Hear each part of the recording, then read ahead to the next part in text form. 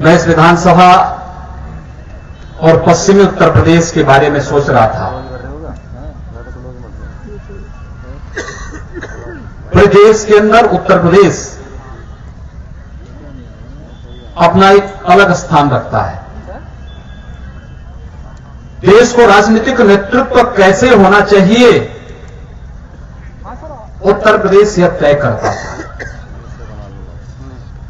लेकिन आज उत्तर प्रदेश के सामने पहचान का संकट आया है और पहचान के संकट का दोषी कौन? उत्तर प्रदेश के अंदर पिछले 14-15 वर्षों से जिन लोगों ने सत्ता का संचालन किया है, पहले समाजवादी पार्टी, फिर बहुजन समाजवादी पार्टी और फिर समाजवादी पार्टी, ये सपा बसपा सपा, इन 14-15 वर्षों के दौरान पहचान का एक घोर संकट उत्तर प्रदेश के सामने इन लोगों ने खड़ा किया।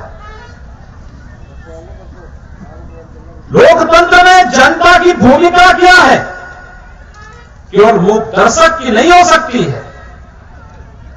और अगर आप केवल मानते हैं कि आप मूक दर्शक बने रहेंगे तो भी मैं आपसे कहना चाहता हूं, चीरहरण हो रहा था यहीं नजदीक भरी सभा में आज से 5000 वर्ष पहले, और द्रौपदी के चीरहरण के उस दृश्य पर द्रौपदी ने बैठे हुए सभासदों से पूछा था कि इसका अपराधी कौन, दोषी कौन?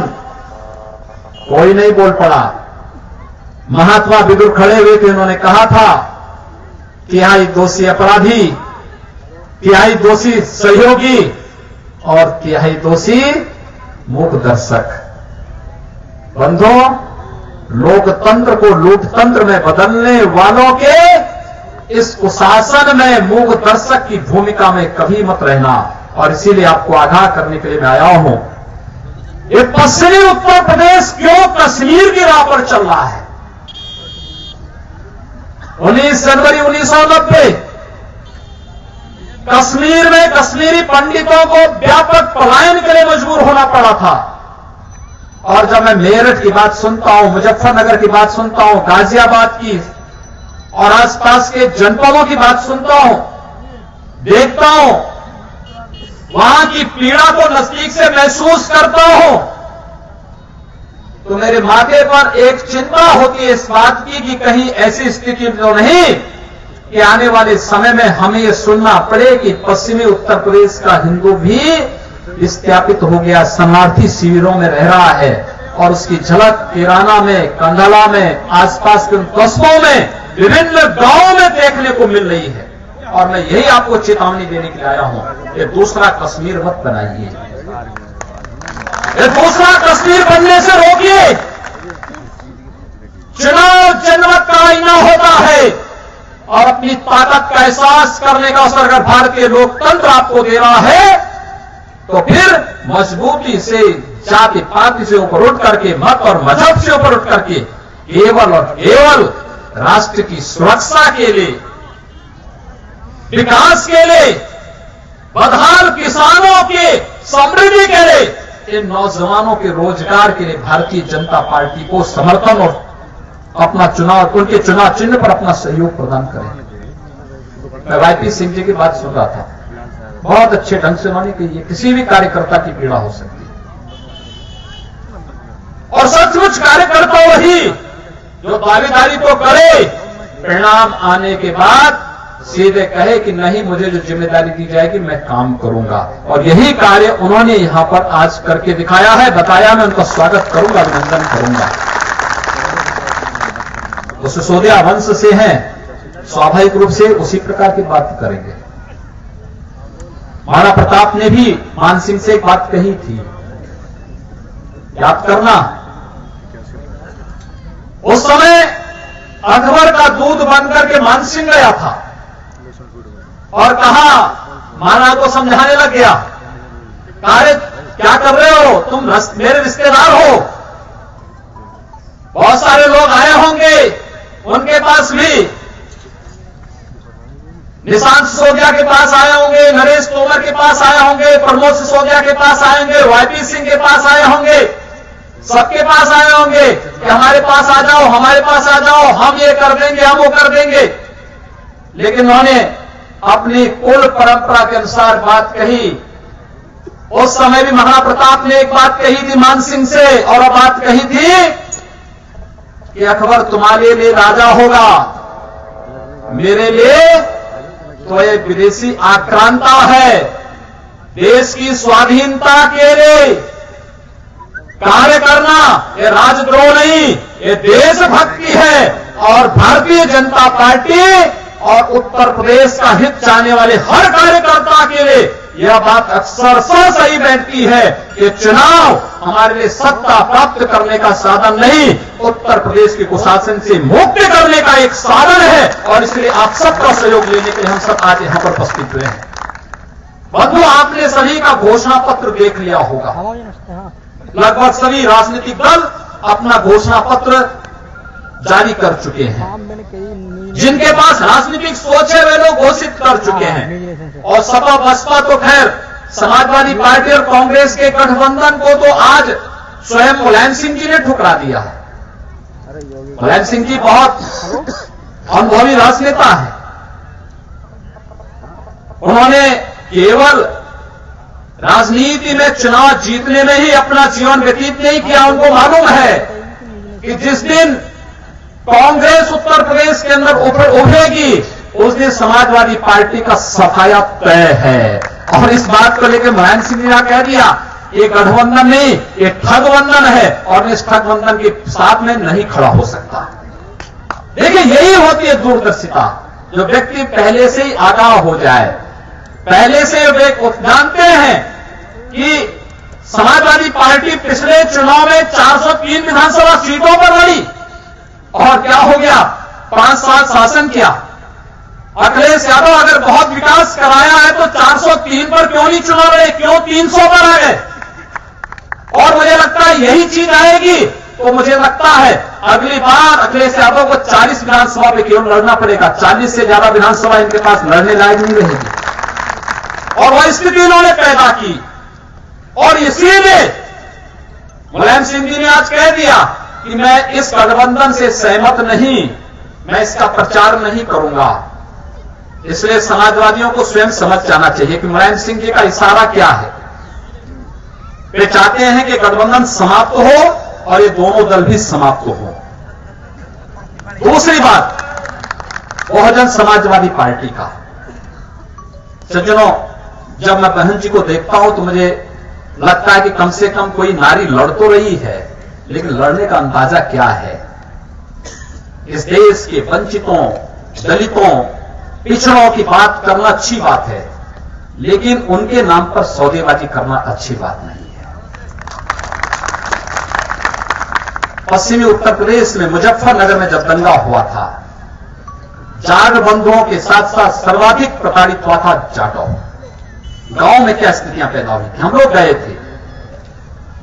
हम लोग उस समय परिचय देख करके बताते तो लोग हमें जाने ही नहीं देते, लेकिन हम लोग जब वहां पहुंचे तो मैंने देखा सर्वाधिक दलित बंधु प्रताड़ित था, पीड़ित था आसपास के क्षेत्रों में।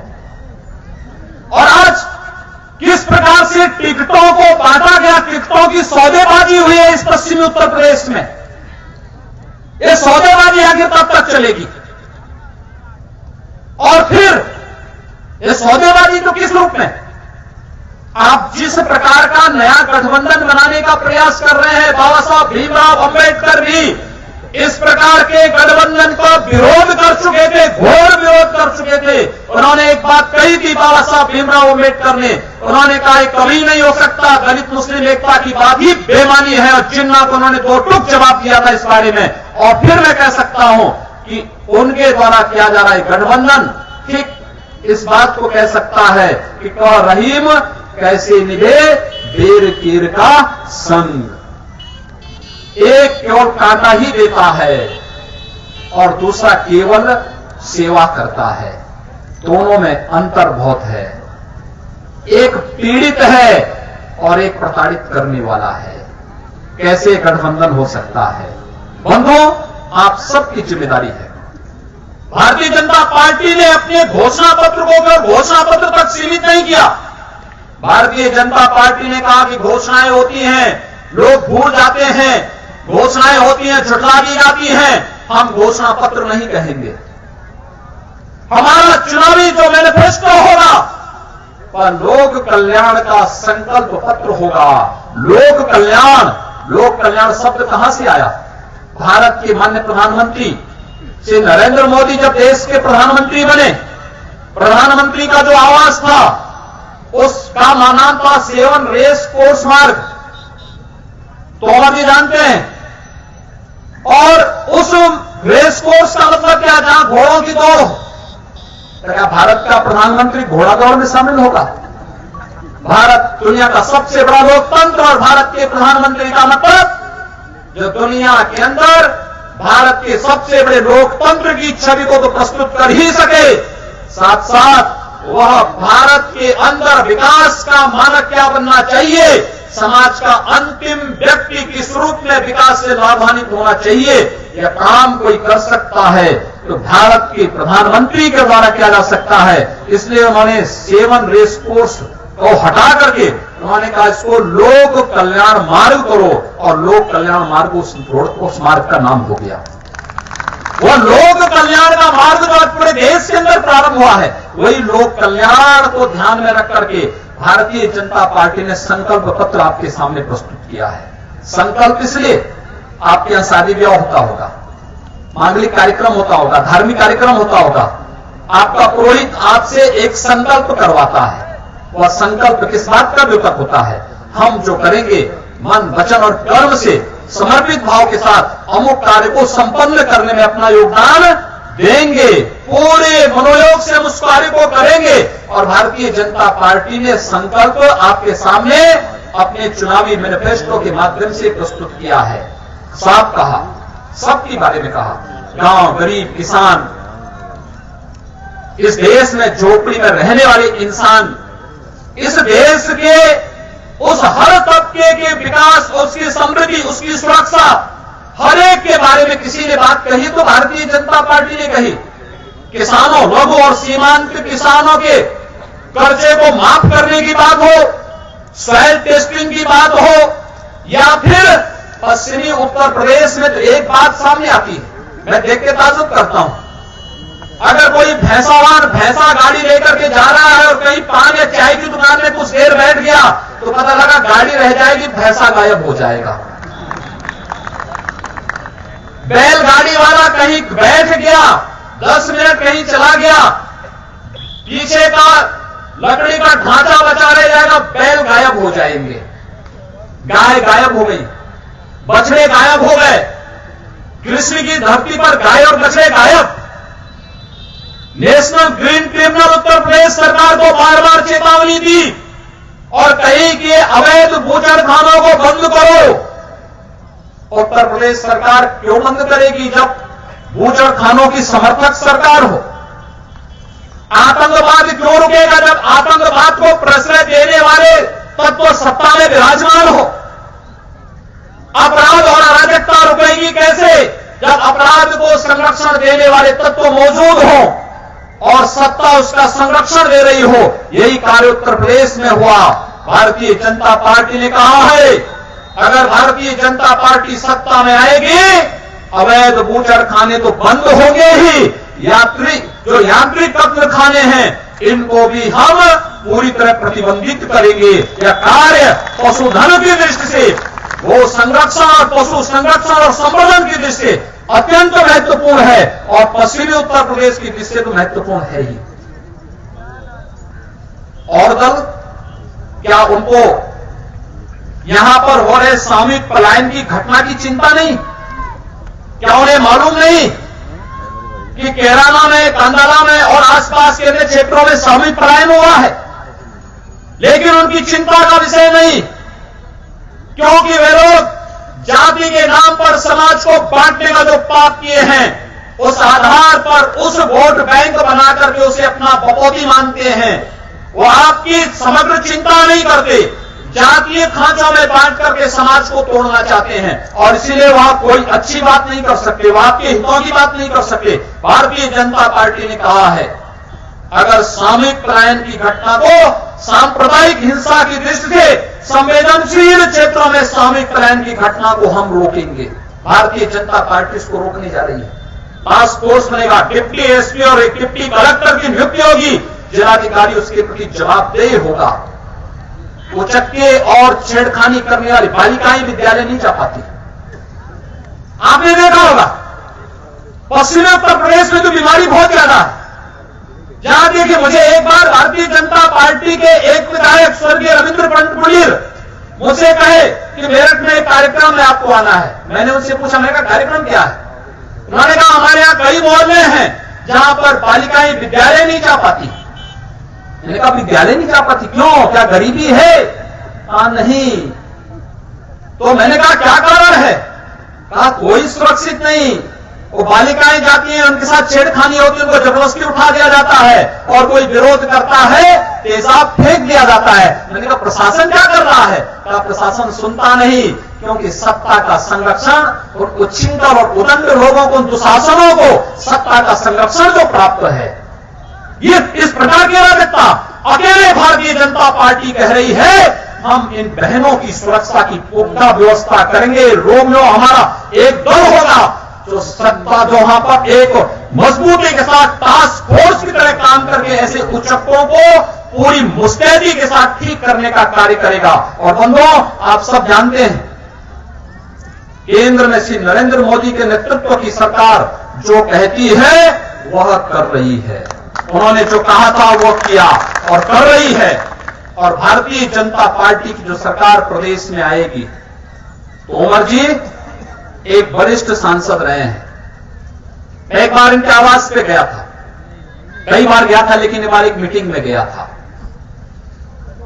तो इनके साथ इन्होंने अपने साथ एक फोटो में सद्दाम हुसैन के साथ हाथ मिलाते हुए दिखाए। मैंने कहा तोमर जी ये सब क्या?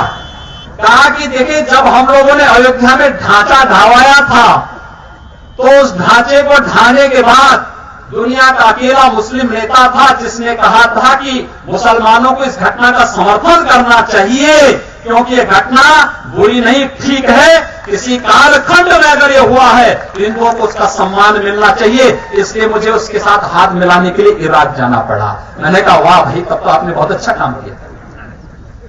आप सोचिए कि एक शासक, वह भी जो भारत के मुसलमानों को दुत्कार रहा है और कहता है कि एक ढांचा जो जर्जर ढांचा चला गया तुम उसके लिए आंसू बहा रहे हो, लेकिन पैगंबर मोहम्मद की स्वयं की धरती पर, स्वयं की जन्मस्थली पर जो मस्जिद बनाई थी सऊदी अरब की सरकार ने उसको हटा दिया तो कोई नहीं बोला।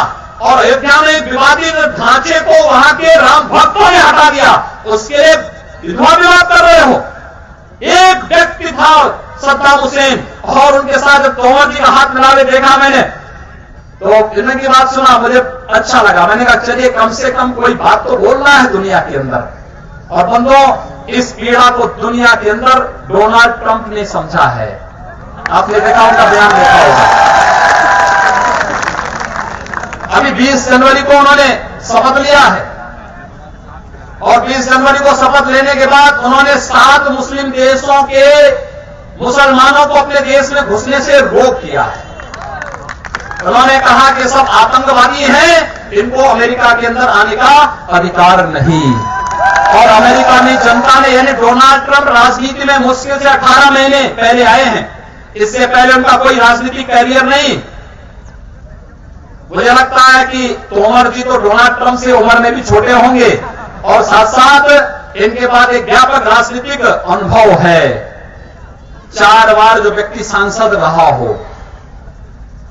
कई कमेटियों का चेयरमैन रहा हो, एक पढ़ा लिखा इंसान प्रोफेसर के रूप में जिसने अपना जीवन प्रारंभ किया हो, आज आपके बीच में आपके जनप्रतिनिधि के रूप में, एक विधायक के रूप में आपका समर्थन मांगने के लिए आया है, तो आप मान करके चल सकते हैं कि वो केवल विधायक तक नहीं रहेगा, विधायक के बाद आगे भी बढ़ेगा। लखनऊ में सत्ता लाइए और मुझे लगता है तोमर जी उस सत्ता के केंद्र बिंदु होंगे, और केंद्र बिंदु होंगे तो ये सभी कार्यकर्ता उस सत्ता के केंद्र बिंदु होंगे। जिन लोगों ने दावेदारी की और दावेदारी करने के बाद जब नाम घोषित हुआ, आंतरिक पीड़ा को रोकते हुए कहा कि नहीं, भारतीय जनता पार्टी जीतनी चाहिए, किसी भी स्थिति में जीतनी चाहिए, उस पीड़ा को बढ़ा करके भारतीय जनता पार्टी के लिए लग रहे हैं। आप सबसे मैं यही अपील करूंगा, उत्तर प्रदेश की वर्तमान दशा को सुधारने के लिए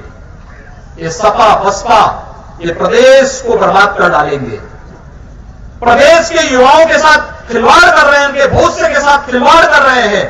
14-15 वर्ष का कार्यकाल छोटा नहीं होता है, एक बड़ा कार्यकाल प्रदेश को तबाही की ओर ले गया है, कई पीछे हम चले गए हैं। अब गलती मत करना। धन्यवाद। जय श्री राम।